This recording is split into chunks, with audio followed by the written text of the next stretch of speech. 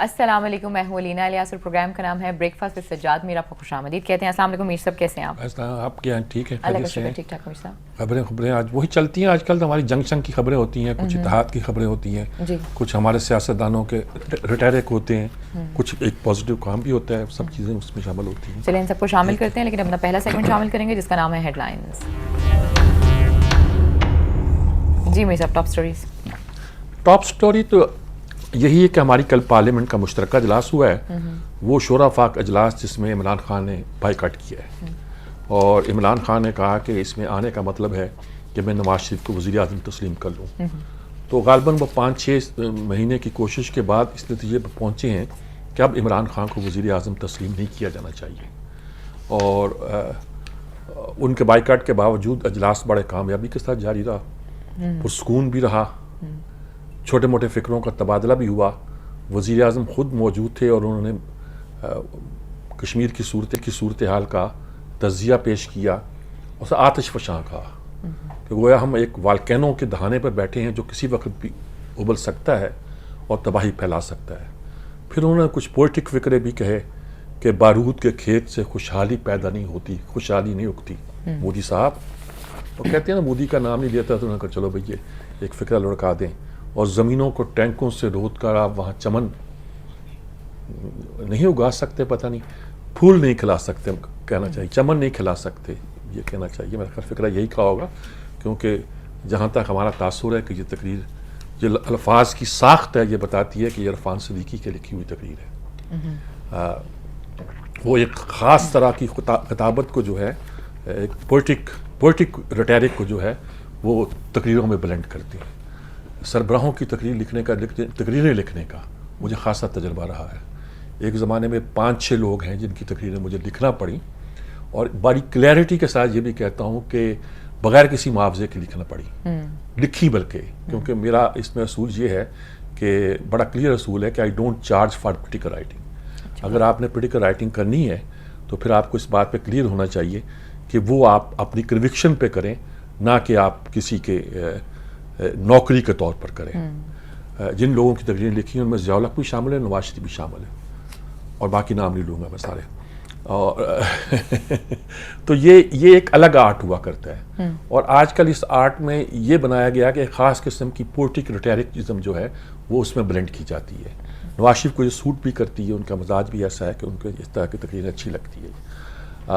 اور انہوں نے کہا کہ ہندوستان کہا کہ کال آف فیئر کا تضاد نہیں کرو نا. ایک طرف کہتے ہو غربت کا خاتمہ کریں گے، دوسری طرف بم برساتے ہو، ٹینک چلاتے ہو.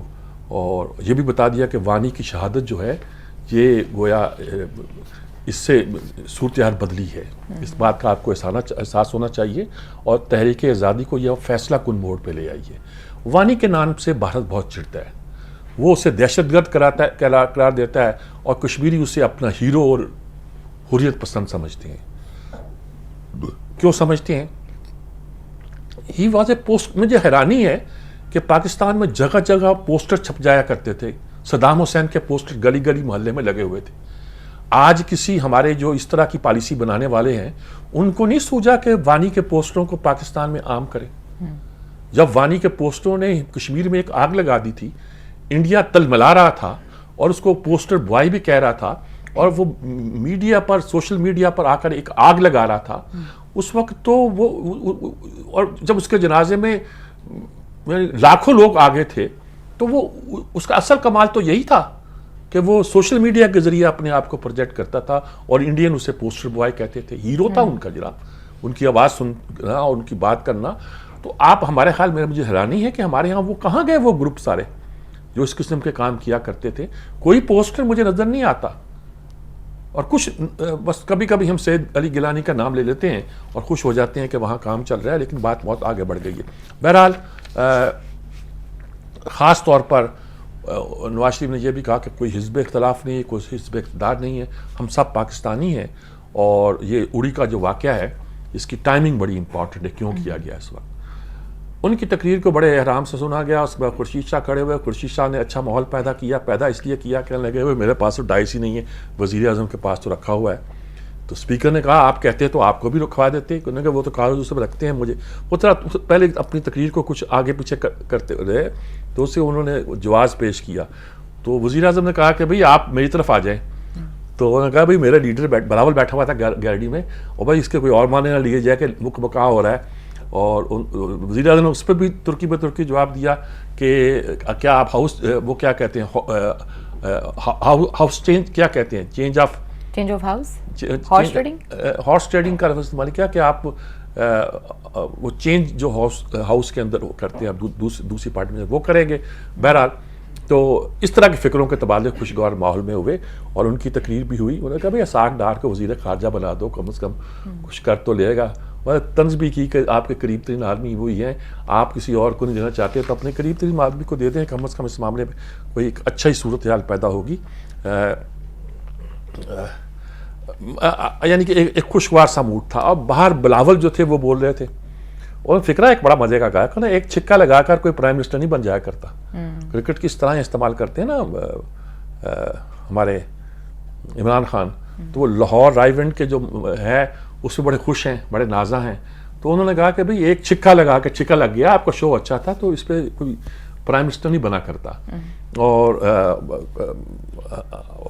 یہ تو ہے کہ ہم چاہتے ہیں کہ پاناما لیکس پہ گفتگو ہو اور واضح ہو, دنیا کا سب سے بڑا کرپشن کا اسکینڈل کہا اسے, کہ اس کا کوئی حل تلاش کرے. لیکن یہ ہے کہ ہم اس میں ساتھ نہیں دے سکتے عمران خان کا. اور انہوں نے کہا کہ وہ 2018 میں الیکشن, یعنی ایک تو یہ کہہ دیا 2018 میں الیکشن ہوں گے, 2018 میں پرائم منسٹر ہاؤس میں ہم ہوں گے اور نواز شریف جیل میں ہوں گا پاناما لیکس کی وجہ سے. یعنی ایک اپنے اس طرح بائیکاٹ کی انہوں نے بہرحال تعریف نہیں کی, اور یہ بھی کہا کہ ایک اے پی سی ٹھوس اقدام تھا, اور راہداری کے بارے میں جو ہے وہ تحفظ پھر پیدا ہونے شروع ہو گئے ہیں. اچھا, خیبر پختونخوا کے تحفظات تو یہ ہیں کہ تیسرا روٹ بنایا جائے. اچھا, تیسرا روٹ تو بن رہا ہے بھائی, اور بہت سی دیکھیں وہ روٹ بہت لمبا ہے. اس روٹ پہ کوئی ابھی آبادی بھی نہیں ہے.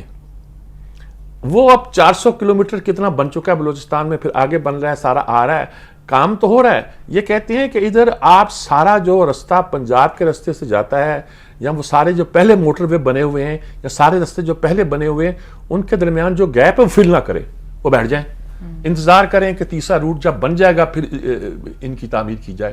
تو یہ کوئی اس طرح کی مجھے منطق اور لاجک لگتی ہے. دیکھیے یہ ایک کمپریہنسو کمپیکٹ پروجیکٹ ہے, پیکج ہے, ساری چیزیں بننا شروع ہو گئی. اب چینی سفیر نے بھی کہا کہ بھئی اتنے پروجیکٹ جو ہیں بلوچستان میں ہیں, اتنے خیبر پختونخوا میں ہیں, اتنے سندھ میں ہیں, اتنے پنجاب میں ہیں, سارے صوبوں کے لیے ہے. یعنی کہ یہ کوئی پنجاب, اور وہ کل کہا نا پرویز خٹک نے, پرویز خٹک پتہ نہیں کیا کبھی مارتے ہیں بڑی عجیب و غریب. انہوں نے کہا کہ یہ پاک چائنا نہیں ہے, لگتا ہے کہ پنجاب چائنا ہے. بھئی جہاں فارن افیئرز انوالو ہوں, کانسٹنٹلی آپ چین کے خلاف ایک محاذ بنائے ہوئے ہیں. کیا آپ امریکہ کی زبان بولنا چاہتے ہیں؟ کیا آپ انڈیا کی زبان بولنا چاہتے ہیں؟ کیا کہنا چاہتے ہیں؟ تو میرے خیال میں ہمارے لیڈرز کو سب احتیاط کرنی چاہیے, اور اس کو اس حساب سے دیکھنا چاہیے کہ جس حساب سے ہے. اور ادھر انڈیا میں ایک شور مچا ہوا ہے. ارے پاکستان میں تو نواز شریف کے ساتھ اپوزیشن نہیں ہے, سب کھڑے ہو گئے, وہ گیا ہی نہیں عمران پارلیمنٹ میں, پھڈا پڑ گیا وہاں تو. اور بھائی ویسا پھڈا نہیں پڑا, فکر نہیں کریں, آج جنگ شروع کریں, ہم سب ایک وقت میں کھڑے ہو کے واگھا کے بارڈر پر یا سیالکوٹ کی ورکنگ باؤنڈری پہ کہیں بھی آپ کے سامنے کھڑے ہوں گے. یہ ہمارے اتنی سیاست تو ہم کرتے رہیں گے, ہمیں کچھ اور بھی اندازے ہیں کہ آپ نے جنگ نہیں کرنی. عمران خان یہ بھی تو سوچے, جنگ تو انڈیا نے کرنی نہیں ہے, اتنی تو تپڑ نہیں ہے, تو میں کیوں اپنی سیاست کا جو سفر ہے وہ روک لوں. یہ بھی تو تھنکنگ ہوتی ہے نا. یہاں یہ پیغام دینا ہوتا ہے اس کے ذریعے سے. آپ یہ بھی کہہ سکتے ہیں کہ بھائی جنگ کو بھول جاؤ, سیاست امپورٹنٹ ہے, اور دیکھو یہ پاناما لیکس پردہ ڈالا جا رہا ہے, اس پہ نہیں ڈالنے دیں گے. بہرحال یہ ایک تھنکنگ ہے عمران خان کی, جس کا ساتھ کوئی دوسرا نہیں دے رہا. ساری پارٹیاں ہی اس کو ایک طرح کی ریجیکٹ کر رہی ہیں, اور پارلیمنٹ کے اندر سبھی نے, فضل الرحمان جتنے بھی لوگ تھے سبھی نے ان کی اتحاد کی اور کشمیر کاز کی حمایت بھی کی ہے, اور کہا ہے کہ ہمیں اس میں اکٹھے مل کے چلنا چاہیے. خلاصہ اس کا یہی ہے.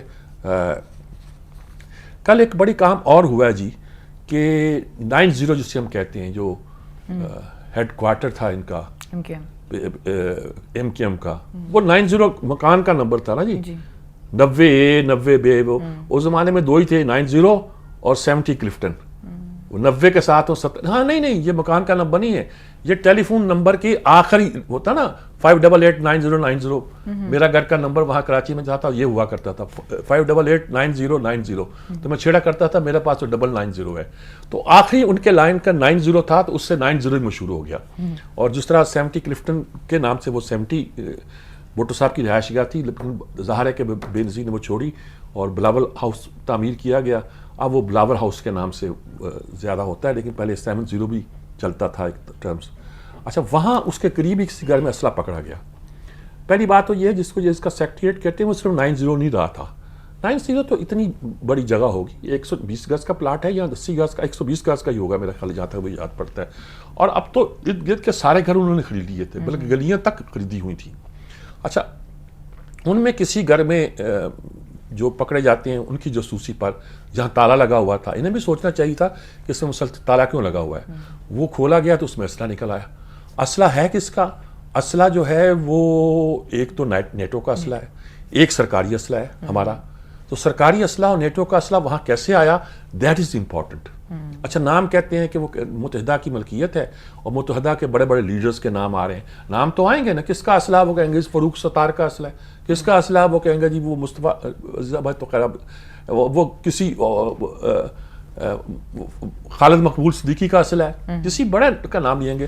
تو یہ پولیس تو ایک نئے کام میں پھنسی ہوئی ہے. لیکن اس سے اندازہ ہوتا ہے کہ نیٹو کا اسلحہ جو چوری ہونے کی بات تھی, اور خاص طور سرکاری اسلحہ بھی جو تھا وہ کیسے کیسے پار ہوتا رہا اور ڈمپ ہوتا رہا.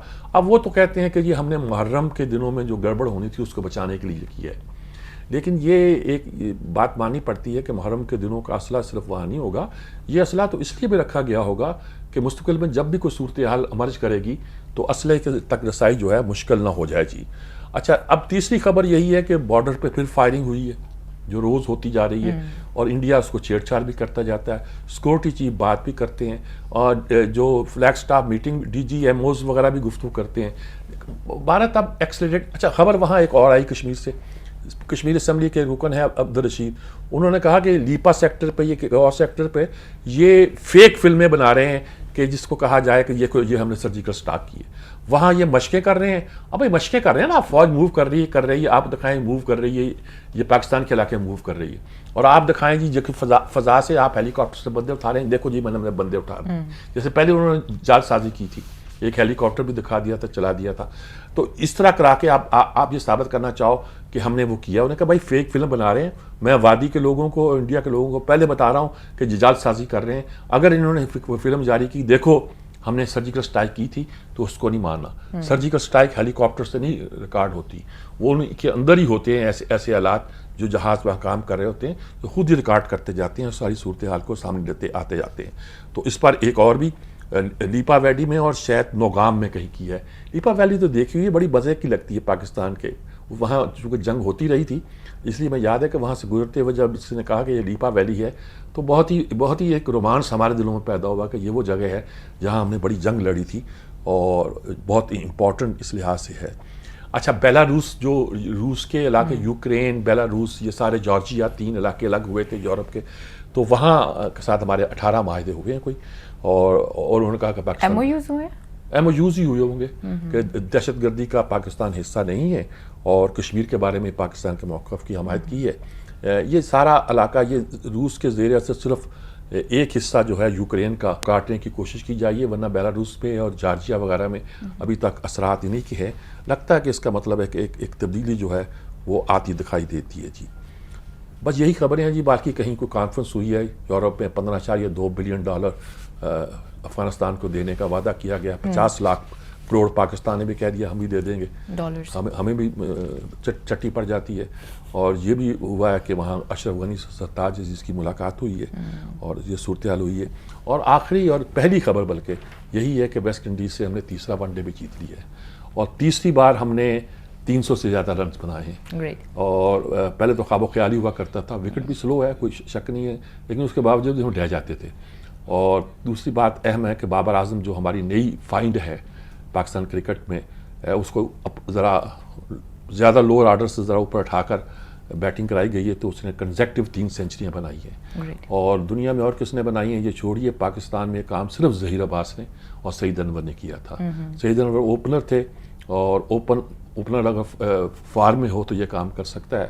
ظہیر عباس ون ڈاؤن تھے. ظہیر عباس تو زیادہ ون ڈے کھیلے ہی نہیں ہیں, وہ تو 3000 سے قریب, لیکن وہ جب وہ کھیل رہے تھے تو ان کے ٹیسٹ کرکٹ کا سٹائل بھی اتنا گریسفل اور اتنا پرولیفک ہوتا تھا. رن مشین کہا جاتا تھا انہیں, اور ایشین بریڈ مین کہا جاتا تھا, کہ ان کی طرف سے جب ون ڈے بھی شروع ہوا تو ان کو فرق نہیں پڑتا تھا. وہ ایسے ہی فلو کے ساتھ کھیلتے رہے اور بہت ہمارے لاجواب پلیئرز میں سے ایک ہے جی. بہرحال یہ آج کی بڑی خبر ہے. چلیے اسی اچھی خبر کے ساتھ ہم لیتے ہیں بریک. جب بریک سے واپس آئیں گے تو اپنا اگلا سیگمنٹ شامل کریں گے. اسٹے ود اس.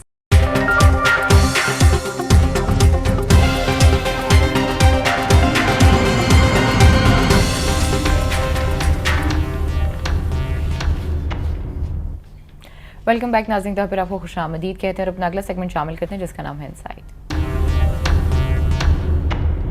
جی میر صاحب, پہلا آرٹیکل میں آپ کو ڈفرنٹ طرح کا سنانا چاہ رہا ہوں. وائٹ اسکول بلیک ہیئر, سفید اسکول کالے بال, یعنی گوروں کے اسکول اور اس میں کالے بالوں کی کیا حیثیت ہے. یہ ساؤتھ افریقہ کا قصہ ہے. جس نے پہلے ایک تصویر کا ذکر کیا کہ نیلسن منڈیلا جو ہے وہ کھڑے ہیں بچوں کے ساتھ, جو کالے بھی ہیں, گورے بھی ہیں, براؤن بھی ہیں, ہر طرح کے ہیں. وہاں نسلوں کو 4 حصوں میں تقسیم کیا گیا ہے: white, black, coloured and Indian. Indian کو الگ نیشن کے طور پر براؤن سی نیشن ہوتی ہے, کلرڈ کے کسی رنگ کے بھی ہیں لیکن وہ افریقن نہیں ہیں. تو نیلسن منڈیلا کے ساتھ یہی تھا کہ ایک رینبو نیشن بن گئی ہے. رینبو نیشن کہتے تھے اسے, قوس قزح کی قوم, کہ سب کٹھے مل کے گویا آپ رہیں گے, زندگی گزاریں گے. کہ وہ ہوا نہیں. یہ خود انہوں نے ناولسٹ بھی ہے, انہوں نے پڑھا ہے, اور 90 میں شاید یہ اس وقت اسکول وغیرہ میں تھے, تو اس وقت کی صورتحال کے جو حوالے سے یہ انہوں نے خود, انہوں نے کہا جب تحریک آزادی بنی تو یہ اس شخص نے جو کہ غالباً بعد کلنٹن کا الیکشن کمپین چلانے والا تھا, انہوں نے یہ الیکشن کمپین بنائی اور ANC کو کہا, ANC وہی افریقن نیشنل کانگریس ہے, ان سے کہا کہ آپ جو نعرہ لگاتے ہیں نا کہ آپ کا تصور یہ ہے کہ آپ تحریک آزادی ہیں, لبریشن موومنٹ ہے, وہ آپ ختم کریں. آپ کہیں کہ چینج ایجنٹ ہیں, کہ ہم تبدیلی کے آلائے کار ہیں, تبدیلی لانے والے ہیں, اس سے آپ کو کرا جائے گا. تبدیلی کا نعرہ 25 سال سے کچھ دنیا میں کچھ لوگ بیچ رہے ہیں. نعرے بیچنے والے بھی کمال کے ہوتے ہیں. ہمارے ہاں نعرہ بیچ کے آ کے انلائٹنڈ ماڈریشن, اور کیتھی کسنگر نے دیا تھا مشرف کو, اور ٹھیک ٹھیک پیسے لیے ہوں گے اس کام کے لیے 2 لفظ دینے کے, اور تھا اس میں کمال. یہ ہم انلائٹنمنٹ کا مطلب سمجھتے ہیں کہ روشن خیالی, لیکن انلائٹنمنٹ پوری ایک تحریک ہے جس سے اب مغربی تہذیب اور لائف سٹائل پیدا ہوتا ہے. اور ماڈریشن کے معنی مغرب نے اس وقت یہ بنا دی ہیں کہ جو ان کا حامی ہے وہ ماڈریٹ اسلام کا حامی ہے, جو ان کا حامی نہیں ہے, ان کے لائف سٹائل کے ساتھ چلتا نہیں ہے, وہ ایکسٹریمسٹ ہے. تو یہ انلائٹنڈ ماڈریشن دونوں لفظ استعمال ایک خاص کانوٹیشن میں کیے گئے تھے, اور ہماری قوم نے بھی اس کو بائی کر لیا, اور مشرف کے حق میں نعرے بھی لگاتے رہے ہوں گے. انہوں نے کہا کہ یہ جو نسل اس زمانے کی جو اپنا ذکر کیا, وہ یا بورن فری نیشن, ہم آزاد پیدا ہوئے ہیں. اس وقت مثلا ہمارا خواب تھا کہ ہم جو ماڈل سی اسکول ہیں, ماڈل سی اسکول وہ تھے جو گوروں کے اسکول تھے, اس میں ہم جا سکتے ہیں. کہتے اچھا اب پوری طرح اس پر نہیں, لیکن ایک کمال کا اس میں دکھا کہ اس وقت نشانی کیا ہوتی تھی. نشانی یہ ہوتی تھی کہ انہوں نے جو گھنگریالی بال ہیں نا کالوں کے, اس کو اسٹریٹن کیا, کہ بال کے سمارٹ ہونے کا یا کارپوریٹ کلچر کی نشانی یہ ہے کہ آپ کے بال سیدھے ہوں. یعنی اس طرح کلچر کو کس طرح راسخ کرتے ہیں, اپنے آپ کو, اپنی نیشن کو, ریشل ایک جو سگنیفیکنس اس کو دور کرتے ہیں. اور بچوں ٹائٹی ہونے چاہیے آپ کے بال, آپ کے بعد وہ کارپوریٹ کلچر کے مطابق یہ, اور اس میں ہوتا تھا پینسل لگا کھڑی کرتے تھے, پینسل ٹیسٹ کہتے تھے. اگر پینسل کھڑی ہوگی تو اس کا مطلب آپ کے بال تو کالوں والے ہیں, اگر پینسل گر گئی تو پھر تو آپ نے اسٹریٹن کر لیے ہوئے. تو اس نے کہا کہ میں نے پاس ہونے کے بعد اب جا کے بال جو ہے اپنے کٹوائے ہیں, صاف کیے ہیں, ورنہ میں نے بال وہی کیے ہوئے تھے. کچھ لوگ اس پر رجسٹ کرتے ہیں اور کہتے ہیں یہ کیا ہے. دیکھیے کیسے کیسے, اور اسے پروفیشنل ہیئر کہا گیا اور اسے ٹائڈی ہیئر کہا گیا. یعنی بالوں تک پہ کہتے ہیں وہ ایک طرح کی کلونین وہ کام جو ہے چلتا رہا ابھی تک ہے. پینسل ٹیسٹ پہ تو مجھے بڑا مزہ آیا سن کے, انہوں نے کہ ساری صورتحال جو تھی وہ ابھی تک ان کو وہ نہیں, پھر ان کی ہے فالزم, فالس لوگ جو تھے, جو روڈز کو کہتے ہیں, کئی ایک موومنٹ بھی اس عرصے میں چلی جو ان کے اپنے کانوٹیشن میں اپنے ایک سمبول ورتھ رکھتی ہیں جی. اچھا دوسرا آرٹیکل بھی میں انجم نیاز کا پڑھنا چاہ رہا ہوں. انگریزی میں پتہ نہیں، آج میں نے دیکھا نہیں ہے، اردو میں ہی ہے شاید، ہو سکتا ہے انگریزی میں کل آیا ہو تو نظر سے نہ گزرا ہو. کوئی فرزانہ حسن ہے، کینیڈا میں رہتی ہیں، انہوں نے کتاب لکھی ہے اور کتاب ہے وومن اینڈ چیلنجز، آج کی عورت کے جو چیلنج درپیش ہیں. تو اس حوالے سے یہ انہوں نے کہا مذہب کا جرت مندانہ تجزیہ کیا ہے اور متبادل بیانیہ کیا ہونا چاہیے. اچھا یہ ساری باتیں چھوڑیں جی، آپ سے ماڈرن لفظوں میں بیان کرنا چاہتے ہیں، میں بتاتا ہوں. اس وقت انٹرنیشنلی مسلم ورلڈ میں ایک اسکالرز پیدا ہوئی، پڑھی لکھی PhD تجزیہ کرنے والی، انہوں نے فیمنسٹ اسلام کا لفظ استعمال کرنا شروع کر دیا. فیمنسٹ اسلام سے مراد یہ نہیں ہے کہ جو فیمنسٹ موومنٹ ہے وہ مسلمانوں میں بھی اس طرح چلائی جائے یا رائج کی جائے. اس کا مطلب ہے کہ اگر اسلام کا تشریح آپ مردوں کی زبان میں کرتے جائیں گے تو وہ اسلام کی تشریح نہیں ہے. یہ بہت سے استعارے قرآن کے دوسرے سمجھانے کے لیے معاشرے کو تھے جو مرد نہاد معاشرہ تھا، لیکن یہ مطلب نہیں ہے کہ اسلام جو ہے عورتوں کے حقوق کی نفی کرتا ہے. اس میں بہت سی باتیں، لیکن یہ لوگ تو اس بات پہ آ جاتے ہیں حدود آرڈیننس ٹھیک تھا کہ نہیں ٹھیک تھا فلاں، یہ چھوٹی باتوں پہ آ کے بحث کرنی شروع کر دیتے ہیں. لیکن انہوں نے کہا وہ کتابیں جس میں مذہب کو خاتون پرور شو کیا گیا ہو، خاتون پرور کا لفظ استعمال کیا ہے انہوں نے، وہ کالم جو ہے، اور ان کے کالم ریگولر کینیڈا ٹورنٹو میں چھپتے ہیں، اور اس کا کیا اثرات ہوتے ہیں. پھر کسی ارشاد مانجی کا ذکر کیا گیا ہے جی، جو کہا جاتا ہے وہ انتہا پسند ہے، وہ ذرا انتہا پسندی کی بات کرتا ہے. اسے پوچھا گیا کہ اس کی رائے کیا ہے، انہوں نے کہا ٹھیک ہے، پر وہ کبھی کبھی بہت ہی محاذ آرائی پہ اتر آتا ہے. یعنی وہ ہمارے بھی بہت سے لوگ ٹھیک بات کرتے ہوئے محاذ آرائی کا جذبہ پیدا کرتے ہیں، اسی کو صحیح سمجھتے ہیں. پھر انہوں نے ذکر کیا کہ طارق فتح کا، طارق فتح جو ہیں 3 طارق مشہور ہے، طارق فتح، طارق رمضان اور طارق علی. طارق علی تو سوشلسٹ ہیں، لندن میں ہوتے ہیں. طارق رمضان حسن البنا کے نواسے ہیں، لیکن وہ بھی ماڈریٹ ہیں یورپ کی فضا میں.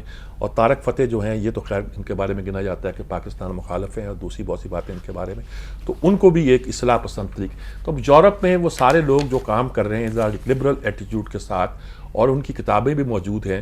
اگر وہ فیمنسٹ تصورات کے حوالے سے ہیں تو ان کے بھی وہی رنگ ڈنگ ہیں جو ایک پروگریسو اسلام کے ہونے چاہیے.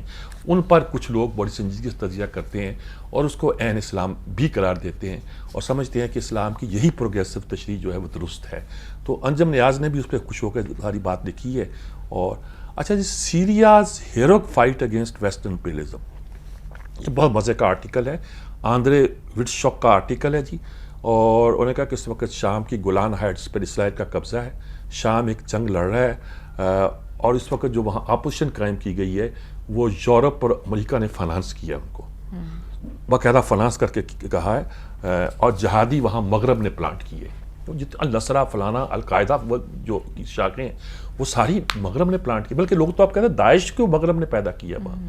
اور فرانس کا قصور کیا ہے، وہ ہے کہ وہ مغربی امپیریلزم کے خلاف اٹھتا ہے، اٹھا ہوا ہے، اور جو بھی مغربی امپیریلزم کے خلاف اٹھتا ہے اس کو برباد کر دیا جاتا ہے. اور بہت سے ملکوں کا مغربی استعمارات کے خلاف جو بھی آتے ہیں، اور لیکن لگتا ہے کہ شام کے لوگ جو ہیں ڈٹ جانے کی کیفیت میں ہیں، یا شام کی حکومت کہہ لیجیے، کچھ کہہ لیجیے، بشار الاسد ڈٹا ہوا ہے وہ اس بارے میں. اور بلکہ یہ بھی کہا کہ بہادرانہ طور پر کھڑے ہونے کو اس حکومت کے جابرانہ اقدام، یعنی کہ ڈٹی ہوئی نا حکومت بشار الاسد کی بہادری کے ساتھ. انہیں کہ ہم لوگ کہتے ہیں کہ جابر ہے، ڈکٹیٹر ہے، یہ سارے اقدامات اس نے اس لیے کیے ہیں. تو یہ ہمارا نیریٹو ہے، لیکن غور کریں کہ ان کے نقطہ نظر سے نیریٹو کیا ہے. تو اس طرح سے انہوں نے کہا کہ جھکنے سے انکار کیا ہے، اور وہ کہتے ہیں کہ بہتر ہے کہ ہم مر جائیں بجائے اس کے کہ اس سامراج کے آ کے جھک جائیں. اب خود سیریا کے اندر جو ایک لڑائی کشمکش لوگوں کے اندر پیدا ہو رہی ہوگی وہ کیا ہے؟ جو اپوزیشن کھڑی ہے لڑ رہی ہے حکومت کے خلاف، وہ حکومت کے خلاف تھے بشار الاسد کے، لیکن جو لڑ رہے ہیں وہ مغرب کے پلانٹ کیے ہوئے ہیں. وہ کہتے ہیں یہ تو مغرب کے پیدا کیے ہوئے ہیں یا مغرب کے حواریوں کے. حواریوں سے اب میں مراد وضاحت زیادہ نہیں کرنا چاہتا. تو ایک خطے کو ایک ٹرمائل کا شکار کر دیا گیا ہے. لیبیا کو انہوں نے تباہ کیا، لبنان کو انہوں نے تباہ کیا، عراق کو انہوں نے تاراج کیا، افغانستان کو انہوں نے ستیہ ناش کیا، شام کا یہ حلیہ بگاڑنا چاہتے ہیں. مصر میں لکھا انہوں نے 3 سال کے بعد فوج کے اقتدار میں آنے کے بعد مصر بھی ختم ہو گیا ہے. الجزائر ختم کر دیا انہوں نے قذافی کو مارنے کے بہانے سے، چینج آف رجیم کے بہانے سے. اور کوئی عقل کی بات جو ہے وہ نہ سنتے ہیں نہ ان کے پلے پڑتی ہے. اب روس شام کا دفاع کر رہا ہے، تو یہ بھی ایک عجیب صورتحال ہے. مطلب یہ ہے کہ پورا مصر بھی تباہ، لیبیا سب ملک تباہ ہوئے ہیں. اور کہ ہو سکتا ہے شام کے لوگوں کو غلامی کرنا پڑ جائے، جس طرح ان کو مارا جا رہا ہے، کیا جا رہا ہے، لیکن یہ غلامی جو ہے ان کے لیے ناقابل برداشت ہوگی. شاید انہیں ایکسیپٹ کرنا پڑ جائے، لیکن یہ ناقابل برداشت ہوگی. جب نسلوں کو کوئی ایک صورتحال قابل برداشت نہیں رہتی تو پھر وہ اس کے خلاف رجسٹ کرتی ہیں اور اپنا ایک پیش بھی کرتی ہیں. جی ایک آرٹیکل جی عامر خاکوانی کا ہے، انہوں نے پچھلی بار لکھا تھا عمران خان کی حمایت میں. انہوں نے کہا لیکن جو آج پارلیمنٹ کا بائیکاٹ کیا اس کی میں حمایت نہیں کر سکتا. وہ فیصلے انہیں بڑی تیزی ہے، عجلت ہے. یہ عجلت کا تذکرہ اور لوگوں نے بھی کیا. وہ ٹیسٹ میچ کو T20 بنانا چاہتے ہیں. اس میں آخری فقرہ بڑا مزیدار ہے. میرا خیال تو عنوان ہی وہی ہونا چاہیے تھا کہ ٹیسٹ کا 5واں دن آئے گا، انہیں اس کا انتظار کرنا چاہیے. تو میرا خیال اس کا عنوان 5واں دن ہی ہونا چاہیے تھا. اور وہ کہتے ہیں 5ویں دن کا انتظار نہیں کر رہے. ان کا بیانیہ بنیادی طور پر درست ہے. اور حکومت کے ساتھ کون کون ہے، نواز شریف کیا کر رہا ہے، اس کی چوائس کیا ہے، وہ کیا کرے وغیرہ وغیرہ. الیکشن ریفارم، انہوں نے کہا یہ تو کام کرو نا، الیکشن ریفارم کراؤ. عمران خان سے کہہ رہے ہیں وہ انتخاب سے پہلے ایک اچھا اتحاد بناؤ، باقی لوگ تمہارے ساتھ نہیں ہیں، سولو فلائٹ نہ کرو. اور پھر اس بات کا امکان ہے کہ آپ یہ 5ویں دن ٹیسٹ میچ جیت سکتے ہو. صبر چاہیے، تحمل چاہیے. انہوں نے بھی عجلت کا ذکر کیا ہے کہ عجلت جو ہے وہ اس میں کچھ نہیں ہے، تیزی کو دکھانے کی ضرورت نہیں ہے. انہوں نے کہا اس وقت صورتحال یہ ہے کہ جو 2016 میں انتخابات کرانے ہیں اس کی تیاری ہونی چاہیے. اس میں یہ خاص طور پر الیکشن ریفارمز وغیرہ اس کو ہمیں دیکھنا چاہیے. اور غیر معمولی اجرت کا کوئی فائدہ نہیں ہے. اور نواز شریف جو ہے وہ جس طرح اینٹی بھٹو ریٹرک پہ جیتے تھے، اس طرح آپ اس وقت اینٹی نواز شریف ریٹرک پیدا کر کے آپ لوگوں کو اکٹھا کر کے بہت کچھ حاصل کر سکتے ہو، ووٹ بھی لے سکتے ہو اور اس کے بہت اچھے نتائج بھی نکل سکتے ہیں. آج حامد بھی نے جی ایک کہ کچھ لوگ تو نوکری کرنے کے لیے عمران خان کا ساتھ دیتے ہیں، نوکری کرنے کے لیے، کچھ لوگ نوکری بچانے کے لیے نواز شریف کا ساتھ دیتے ہیں. اب اس فکرے میں بہت کچھ ہے. نوکری کرنے والے کس کی نوکری کر رہے ہیں، نوکری بچانے والے کیوں نوکری بچانے کے لیے کام کر رہے ہیں. انہیں کیا کہ وہ کچھ تیسرے شخص کے انتظار میں ہیں، اس کا تو اپنا مستقبل کریئر نہیں ہے. ابھی اشارہ ان کا شاید آرمی چیف کی طرف ہے. انہیں کہ بھائی چوتھے آدمی کے انتظار میں ہیں. انہیں کہ خیر بھائی چوتھا آدمی تو آپ ابھی حالات بھی بدل سکتے ہیں اس وقت، وہ آپ بھول جائیں، بہت بدلے ہوئے حالات ہیں. لیکن انہوں نے کہا کہ عمران خان کو بائیکاٹ نہیں کرنا چاہیے تھا. اور چند دن پہلے انہوں نے کہا تھا وہ بائیکاٹ نہیں کریں.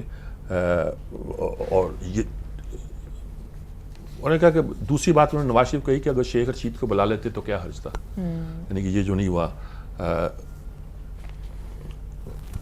یہ ایک چھوٹی چھوٹی باتیں ہیں جن پر ہم آپ گفتگو کرتے ہیں. شیخ رشید کو بلا لیتے، عمران خان یہ کر لیتے. دیکھیے ملک کے سامنے ایک بڑا چیلنج ہے.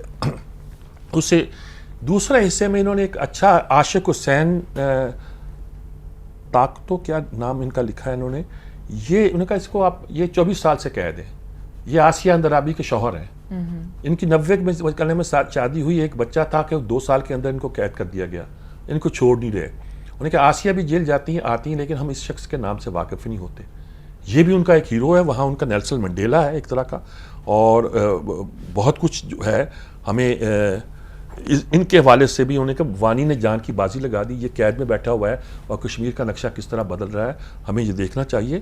اور اس وقت پاکستان میں نواز شریف کو بھی اور عمران خان کو بھی سب کو اکٹھے ہو کر اس لڑائی کے لیے تیار رہنا چاہیے. بس آج اتنا ہی آرٹیکل جی. ایک دو اور بھی تھے لیکن میرا خیال ہے اٹلی کے ایک ناول نگار جو کسی فرضی نام سے لکھتے تھے ان کا اصلی نام ظاہر ہو گیا، انیتا راجا نام پتہ نہیں کیا. تو اس پر ہے کہ نام کیوں ظاہر کیا گیا. وہ کہانی وہ چھوڑیں آپ سنجیدہ باتیں. جی ناظرین فی الحال وقت تو ایک چھوٹی سی بریک ہے. جب بریک سے واپس آئیں گے تو اپنا آخری سیگمنٹ شامل کریں گے. اسٹے ود اس.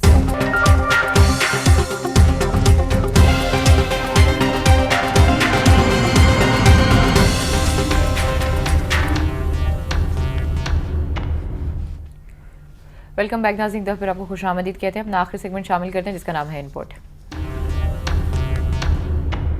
اور آج ٹیلی فون لائن پہ ہمارے ساتھ موجود ہے جنرل ریٹائرڈ عبدالقیوم صاحب، سینیٹر ہیں نون لیگ کے. ہینڈ اوور ٹو یو میر صاحب.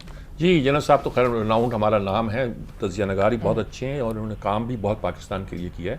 اسٹیل مل کو بچانے والے یہی ہیں. سچی بات تو یہ ہے. اور اب بھی ماشاءاللہ بہت عمدہ کام کر رہے ہیں. ان سے میرا حال آج کی صورتحال پہ بہت عمدہ وہ درست بات کر سکتے ہیں، ان سے بات کرتے ہیں. جی السلام علیکم جنرل صاحب. جی وعلیکم السلام جناب. کل جناب پارلیمنٹ کا مشترکہ اجلاس بھی ہوا ہے. میاں صاحب نے تقریر بھی کی ہے کہ بارود سے کھیتوں میں اگائیں گے تو وہاں سے پھول تو نہیں نکلیں گے، اور ایک بالکل بڑی پولیٹک ریٹیرک کے ساتھ بات بھی کی ہے اور ڈٹرمنیشن کے ساتھ کی ہے. اسمبلی کا ماحول بھی پارلیمنٹ کا کل کچھ اچھا ہی لگ رہا تھا جی، فکر بازی بھی ہو رہی تھی، انجوائے بھی کیا جا رہا تھا. باہر بلاول نے دوسروں نے، کیا اس وقت لگتا ہے کہ سیاسی جماعتیں عمران خان کے بائیکاٹ کے باوجود بھی اس معاملے میں کٹھی ہیں؟ جی امیر صاحب، جنرلی سپیکنگ سیاسی جماعتوں کا ایٹیچیوڈ جو تھا وہ بڑا پازیٹیو تھا.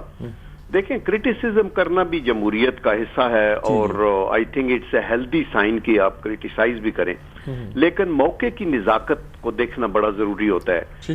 آج جو ہمیں یہ بہت بڑا چیلنج ہے میرے خیال ہے، میں جب دیکھتا ہوں تو میں سمجھتا ہوں کہ اور تو بہت سارے ہیں، energy, economy, law and order, militancy, لیکن میجر ٹو ہیں. ایک ایکسٹرنلی کشمیر کی یہ ایک اپرچونٹی ہے ہمارے سامنے، یہ جو اپ رائزنگ ہوئی ہے انڈیجنس، یہ ایک بہت بڑا جولٹ ہے انڈیا کے لیے، اور یہ ایک بہت بڑا موقع ہے. جب دنیا ہیومن رائٹس کی بات اور جمہوریت کر رہی ہے تو ہم اس کو ایکسپلائٹ کریں، اور ایکسپلائٹ کرنے کے لیے ہمیں یکجہتی کا اور یونانیمس ہو کے ایک یونائٹڈ فرنٹ پیش کرنا ہوگا قومی سطح کے اوپر. تو دیٹ از دی ریزن کہ یہ جائنٹ سیشن بلایا گیا، یہ ایفرٹ ہو رہی ہے. اور دوسرا جو ایشو ہے وہ سی پیک کا ہے، جو کہ اکنامکس سے اور انرجی سے ریلیٹڈ ہے، اور جس کو ہمیں اگین اس کے پیچھے بھی بالکل ایسے ہی کھڑا ہونا چاہیے جیسے ہم کشمیر کاز کے لیے. یہ دو بڑے ایشو ہیں جن کو ہم نے پکڑ کے آگے چلنا ہے. تو اس لیے میں سمجھتا ہوں کہ سیاسی جماعتوں نے بڑی بلوغت کا ثبوت دیا. کل جو تقاریر تھیں پرائم منسٹر کی یا لیڈر آف دی اپوزیشن کی، یہ ساری، اور باقی مولانا فضل الرحمان اور ہر کسی نے اس کو سپورٹ کیا. انفارچونیٹلی تحریک انصاف اس سے باہر رہی، جو کہ میرے خیال میں ان دی لانگ رن اچھا نہیں ہے، ان کے لیے بھی اچھا نہیں ہے، ملک کے لیے اچھا نہیں ہے، اور وہ آئسولیشن کی طرف جا سکتے ہیں. تو میں اس سے مطمئن ہوں. میں یہ سمجھتا ہوں کہ پارلیمنٹ کا فلور ہی ایک ایسی جگہ ہے جہاں آپ زوردار طریقے سے اپنا ہر طرح کا ویو پوائنٹ دے سکتے ہیں. اور اسپیشلی آج کے دور میں تو ایک سلور لائننگ یہ ہے کہ حکومت میں صرف ایک جماعت نہیں، حکومت میں تینوں بڑی جماعتیں ہیں، اور تینوں بڑی جماعتوں کے پاس پلیٹ فارم ہے کہ اپنی بہترین گورننس سے اپنے ووٹرز کو کی پذیرائی حاصل کریں اور خوب سے خوب تر کی تلاش کے اندر وہ کریں. آئی ٹیل یو، یہ ایک بڑی بلیسنگ ہوتی ہے اللہ کی کہ اگر آپ کے اندر ٹیلنٹ ہے، بندے اچھے ہیں، پارٹی پوٹنٹ ہے، آپ دیانتداری کی پرچار کرتے ہیں، آپ کا گورننس کا ایکیومن ہے، تو اس کو ڈسپلے کریں. باتوں سے یہ نہیں ہوگا کہ نہیں آپ ہٹ جائیں اور وہ کریں. ابھی آپ دیکھیں خیبر پختونخوا میں کیا ڈفرنس آیا ہے. یعنی اگر انہوں نے کوئی اچھی بات کی ہے تو بہت اچھا ہے. میں تو ہمیشہ کہتا ہوں خیبر پختونخوا مضبوط ہوگا تو پاکستان مضبوط ہوگا، سندھ مضبوط ہوگا تو پاکستان، صوبہ کو پیچھے رہ جائے گا تو پاکستان اور یونٹی ویک ہوگی، اور الٹیمیٹلی ہم سب پاکستانی ہیں. تو اس لیے میں یہ سمجھتا ہوں کہ ہمیں سیاسی بلوغت سے کام لے کے آگے چلنا ہوگا، جس کا اظہار ابھی انفارچونیٹلی عمران خان صاحب کی طرف سے نہیں ہو رہا. اور یہ آئی تھنک ان کو ری تھنک کرنا چاہیے. اچھا جنرل صاحب، ایک بات تو آپ نے ابھی سی پیک کا کہا، سی پیک کے بارے میں ابھی چند دن پہلے پرویز خٹک کا بیان پازیٹیو آیا تھا کہ ہم نے بات چیت سے، دباؤ سے جو لینا تھا، جتنا ہم لے سکتے تھے میکسیمم ہم نے لیا، بہت کچھ لے لیا ہے. لیکن کل پھر وہ کہہ رہے ہیں جی یہ سی پیک کا منصوبہ تھرڈ روٹ وہ پھر شروع ہو جاتا ہے. بلاول نے بھی باہر آ کے سی پیک کے بارے میں یہ کیا قصہ کیا ہے؟ یعنی کہ خوش بھی ہو جاتے ہیں، مطمئن بھی ہو جاتے ہیں سارے. ہمیں سمجھ نہیں آتی کہ کیا لڑائی کس بات پہ جی. میر صاحب، میں آپ کو بڑا اچھی طرح سمجھتا ہوں، مجھے پتا ہے آپ ایک بڑے نیشنلسٹ، محب وطن اور ایک دانشور ہیں. دیکھیں پہلے جو کالا باغ ہم بنانا چاہتے تھے، اور میں میرے پاس یعنی میں اتھینٹیکلی آپ کو بتا سکتا ہوں کہ اس کے خلاف انڈیا کی انویسٹمنٹ ہوئی تھی کروڑوں روپے کی، اور ابھی بھی ہے. اور انہوں نے لانچ کی ہوا کہ کبھی بھی ان کے اپنے یعنی فیو ڈیمز تھے. جب پاکستان بنا تو ابھی انڈیا میں 4000 ڈیم اور واٹر ریزروائر ہیں. وہ اپنا ہمارے دریاؤں پہ بھی بنا رہے ہیں. لیکن Kala Bagh as a strategic موٹ پوائنٹ جو نان ملٹری ایگریشن ہے اگینسٹ پاکستان، اس کا ایک میجر ایسا تھا.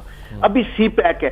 تو سی پیک کے اوپر انہوں نے تو چھپایا ہی نہیں, یہ تو اوورٹلی بھی انہوں نے کہا کہ یہ تو ہم نہیں کرنے دیں گے اور پوری ایفرٹ ہے, اس لیے وہ آئے دن دانا پھینکتے ہیں. ادروائز پاکستان کی جغرافک شیپ آپ دیکھیں تو پاکستان ایک ہے ہی کوریڈور, اس کے اندر سے, اور جو کوریڈور ہوتا ہے وہ ایک روڈ نہیں ہوتی, یہ موزیک ہے, یہ کوس قزح ہے, یہ ایک کمبینیشن ہے, road network, rail network, pipeline, transmission line, connecting road, lateral, ہر طرح کے اس کے اندر, یہ پورا پاکستان کے اندر سے. اور آپ نے اگر اس کو کوئکلی کنیکٹ کرنا ہے تو آپ نے ایگزسٹنگ روڈوں کو روڈ کو لنک کر کے کم از کم یہ جو خون کی نالی ہے اس کو کلیئر کر دینا ہے تاکہ یہ اوپر سے نیچے, نیچے سے اوپر چلنا شروع ہو جائے.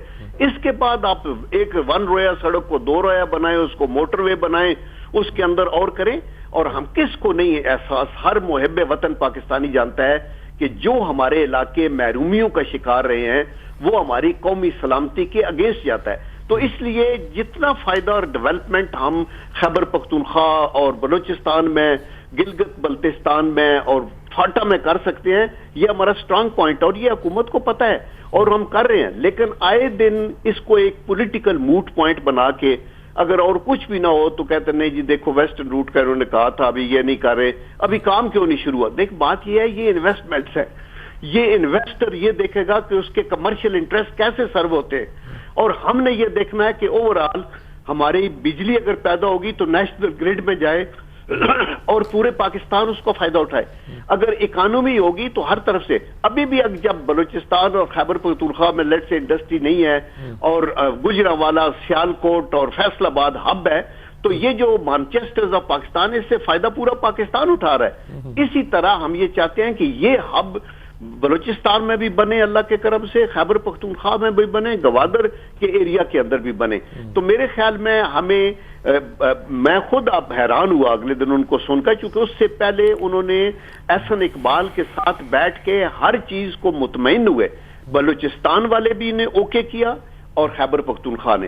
لیکن آئے دن پھر اٹھانے سے یہ آپ ان لوگوں کے ہاتھ کی تقویت کرتے ہیں جو اس کو کاؤنٹر کرنا چاہتے ہیں. اچھا جنرل صاحب, ہم یہ دیکھ رہے ہیں کہ خطے کی جو صورتحال بدل رہی ہے اور چین کے ساتھ ری الائنمنٹ ہو رہی ہے, اس میں ہمارا زور اس پہ روس پہ بھی رہا ہے کہ روس بھی ہمارے یہاں مشقیں کر رہا ہے, شاید انویسٹمنٹ کے بھی بڑے پلان انہوں نے بنائے ہیں, کچھ اشارے بھی ملے ہیں. کل بیلاروس کے جو اس کے ساتھ ہمارے 18 ایم او یو سائن ہوئے ہیں یا معاہدے ہوئے ہیں, اس سے پتہ چلتا ہے کہ روسی بلاک جو پہلے پرانا روس تھا, سوویت یونین تھا, اس میں یوکرین, روس, بیلاروس اور جارجیا وغیرہ, اب ہم ایک نئی ایک طرح کا خطے کی شکل بنتی دکھائی دیتی ہے. اس میں کچھ پازیٹیو سائن آپ کو نظر آتے ہیں؟ آپ نے تو سٹیل مل کو ہینڈل کیا ہے جو روس کا ایک طرح سے ہمیں تحفہ تھا, کیا روس کا ایٹیچیوڈ آپ کو نظر آتا ہے کہ کچھ بہت پازیٹیو بنتا ہوتا نظر آتا ہے؟ دیکھیں میر صاحب, میں روس گیا بھی ہوں یہ سٹیل مل کے سلسلے میں, چونکہ ان سے ہم بڑا فائدہ اٹھاتے تھے اور ان کے انجینئرز وہاں موجود تھے. ابھی چونکہ بین الاقوامی صورتحال اور خطے کی صورتحال بدل رہی ہے, جب امریکہ نے چائنا کو انسرکل کرنا شروع کیا ساؤتھ چائنا سی میں, اور یوریشیا کے اندر رشیا کو پریشرائز کیا یوکرین کے اندر اور ان کے پریزیڈنٹ کو ہٹایا, اور رشین نے پھر کرائمیا میں گئے, تو یہ حالات بدل رہے ہیں. یہ سٹرینگولیٹ کرنے کی رشیا کو کوشش کر رہے ہیں, پھر انڈیا کو ساتھ میں لا رہے ہیں. یہ وہ حالات ہیں جو رشیا کو مجبور کرتے ہیں کہ وہ open up who to countries like Pakistan. یعنی یہ پاکستان کی کوئی لو لاسٹ نہیں ہے, ہم خوش ہیں اس کے اوپر, چونکہ انہوں نے جب یہ تھوڑا سافٹ ہمیں ایک تو نیگیٹو لسٹ سے ہٹایا 2014 میں, اور ہمیں کہا کہ اوکے آپ آ جائیں, اور اس کی وجہ صرف یہ تھی کہ انڈیا جو سب سے بڑا بائر تھا روس کا, وہ اس نے پچھلے 1-2 سالوں میں $9 بلین کے سودے تو امریکہ سے کر دیے. تو رشین ان کو بھی تھوڑا سا سکرو کرنا چاہتے ہیں, بتانا چاہتے ہیں کہ ہمارے پاس اس طرح کی اوپننگ ہے, اور لیکن ان کو چھوڑنا بھی نہیں چاہتے. رشیا کے اور انڈیا کے جو تعلقات ہیں, ہمیں کسی خوش فہمی میں بھی اس طرح نہیں رہنا چاہیے. یہ گریجولی ہی تھوڑے ایروڈ ہوئے ہیں, اور وہ بھی انڈین کی چینج کی وجہ سے ہوئے ہیں. تو ہم یہ چاہتے ہیں کہ ہم اس کا فائدہ اٹھائیں اپرچونٹی کا, رشیا کو کنونس کریں کہ ماضی میں ہم نے بھی غلطیاں کی ہیں ایک امریکن گود میں جانے کی, آپ ہمارے پڑوسی ہیں, ہم ڈیفنس پروڈکشن, رشیا کا ڈیفنس پروڈکشن سیکنڈ ہے آفٹر امریکہ, اور امریکن اور رشین کی ٹوٹل ڈیفنس ایکسپورٹس पूरी दुनिया की एक्सपोर्ट का 53% थी लास्ट ईयर। तो इसलिए ये एक फील्ड है, इकोनॉमी का फील्ड है। इसलिए रशियन ने अभी हमारे जो LNG का पाइपलाइन है कराची से लेकर लाहौर तक, उसका सौदा लिया है। प्लस हमें ऑफर किया है कि आपको MI-35 हेलीकॉप्टर्स हमने खरीदे हैं, जहाजों की बात कर रहे हैं। अब डिफेंस मिनिस्टर गया, तो SCO की मेंबरशिप उन्हीं की वजह से हमें मिली है। फिर चाइना के साथ उनके अच्छे ताल्लुकात भी हमें मजबूती की तरफ ले जाते हैं। तो हमें ग्रेजुअली ये इस तरफ जरूर आगे बढ़ना चाहिए। और साथ साथ ये है कि अमेरिका से भी हमें टोटल हम कुट्टी नहीं कर सकते। हमारी सुपीरियर जो आपकी स्ट्रेटेजी है उसका तकाजा ये है कि आप रशिया को भी दोस्त बनाएं और अमेरिका के साथ भी जो हमारी फॉल्ट लाइंस हैं उनको रिपेयर करें और गैप्स को कम करें। चाइना की इन्वेस्टमेंट आ रही है, उसके लिए माहौल बेहतरीन तैयार करें, यूरोपियन यूनियन से बेहतरी करें। और खित्ते के अंदर भी हमारी जो स्ट्रेटेजी है कि हम अमन चाहते हैं, हमारे कोई जारियत के अज़ाइम नहीं है, ये एक बहुत अच्छी स्ट्रेटेजी है। और इससे हमें दुनिया की जो गुडविल है उसको अर्न करने के लिए एफर्ट करनी होगी। अच्छा, ये मैं आखिरी सवाल आपका इंडिया के हवाले से ये करना चाह रहा हूँ कि वहाँ की पार्लियामेंट में भी शोर है, कांग्रेस अपोजिशन सब कह रहे हैं कि मोदी साहब आप हमें जो स्टैटिस्टिक स्ट्राइक आपने फरमाई थी वो जरा दिखा दें। और कश्मीर से अब एक खबर आई है, उनके MPA ने कहा, अब्दुल रशीद नाम है उनका, उन्होंने प्रेस कॉन्फ्रेंस की है कि भाई ये लीपा वैली में यहाँ कुछ जो फौजी मशकों के नाम पर काम कर रहे हैं वो एक जाली फेक फिल्म तैयार कर रहे हैं स्ट्रेटजिक स्ट्राइक की। तो इंडिया की ये सारी एफर्ट्स स्ट्रेटजिक स्ट्राइक पे तो इतनी यानी कि है कि अपने यहाँ भी गालियाँ सुन रहा है, इंटरनेशनली भी उसको रिकग्नाइज नहीं किया जा रहा, लेकिन वो उस पर इसरार कर रहा है। क्या उसकी हिकमत अमली क्या है? आइसोलेट खुद हो रहा है या हमें कर रहा है? देखिए, इंडिया की जो डोमेस्टिक पॉलिटिक्स है वो अनफॉर्चुनेटली एंटी पाकिस्तान सेंटीमेंट्स के ऊपर बेस करती है। आप देखिए इलेक्शन में स्लोगन्स भी हैं, दोनों पार्टियां करती हैं, लेकिन बीजेपी थोड़ा ज्यादा करती है। और फिर बीजेपी में मूडी जैसा एलिमेंट जो RSS के बड़ा स्ट्रांग मतलब है उनका वो विंग है, वो और ज्यादा करते हैं। तो इन्होंने एक हाइप क्रिएट करके और एंटी पाकिस्तान और पाकिस्तान बैशिंग सेंटीमेंट्स पे बड़ी इन्होंने बढ़ के मारी। तो सियालकोट के ऊपर जो वर्किंग बाउंड्री पे वायलेशन की, उधर से कुछ ना बना। फिर इनको जो धक्का लगा है वो कश्मीरियों की इंडिजिनस जो मूवमेंट है उसने इनको बहुत परेशान किया है। वो तो ये हैरान परेशान हो गए हैं। ही वॉज थिंकिंग कि मैं तो वहां बीजेपी की हुकूमत बनाऊंगा और आर्टिकल 370 कॉन्स्टिट्यूशन को अमेंड करूंगा और आबादी के पैटर्न को बदलूंगा। तो ये क्या हो गया? उस परेशानी में इन्होंने ये फॉल्स फ्लैग ऑपरेशन उड़ी में किया है। मीर साहब, आपको पता होगा कि United nation military observer group है हमारे इंडिया और पाकिस्तान में, उसके फील्ड स्टेशन पाकिस्तान की तरफ हैं, सियालकोट में है, भिम्बर में, कोटली, रावला कोट और आपका डोमेल यानी मुजफ्फराबाद और ऊपर स्कर्दू में, और इनकी तरफ भी हैं। इनकी तरफ है जम्मू, राजौरी, पुंछ के अंदर बारामूला, श्रीनगर, और ये लोग वहां मौजूद है। यहाँ आजकल एक स्वीडन मेजर जनरल है जो इंचार्ज है। भाई अगर आपको पता है कि पाकिस्तान ने ये अंदर आके तो ये कर दिया, आप फौरी तौर पे पुंछ उड़ी से कितना दूर है, आप फौरी तौर पे लेके दिखाएं कि ये हमारे है, ये उनको भी आगे नहीं आने देते। और अभी भी इनको ये चूंकि एम्बैरेसमेंट हुई है और इसमें अच्छी सिल्वर लाइनिंग ये है कि फ्रॉम विद इन इंडिया लोगों ने खड़े होकर कहा है कि पहले तो आपने छरे मारे हैं लोगों की आंखों में, आपने हमें बदनाम किया, ह्यूमन राइट वायलेशन की बात की है। अभी आप कह रहे हैं हमने सर्जिकल स्ट्राइक की है। सर्जिकल स्ट्राइक जो है ये डिफाइन होती है एयर स्ट्राइक के साथ ज्यादातर। यानी आप देखें कि इजराइल के 2 मिनट्स ऑन बगदाद एक पूरी किताब लिखी गई थी जो उन्होंने सर्जिकल स्ट्राइक की थी। प्रेसिडेंट बिल क्लिंटन ने सर्जिकल स्ट्राइक की थी सूडान के ऊपर भी एक मारने के लिए, और अफगानिस्तान पे बिन लादेन के उसके कैंप के ऊपर भी ये होता है। इन्होंने कहीं बॉर्डर वायलेशन की है, वो भी अक्रॉस दी बॉर्डर फायरिंग करके कहा, और उसका नाम सर्जिकल स्ट्राइक रख दिया है। और उसका जो चाहते हैं नाम रख रहे। जैसा बहुत बहुत शुक्रिया आपका जी, वक्त हमारा बिल्कुल गुजर गया बल्कि हाथ से, तो लेकिन बहुत आपने अहम मौज़ूआत पर अच्छी रहनुमाई की जी, आपका बहुत शुक्रिया जी। Once again thank you so much Mir साहब और अब्दुल कयूम साहब आपका। मुझे और मीर साहब को इजाज़त दीजिए, अपना बहुत ख्याल रखिए, अल्लाह हाफ़िज़।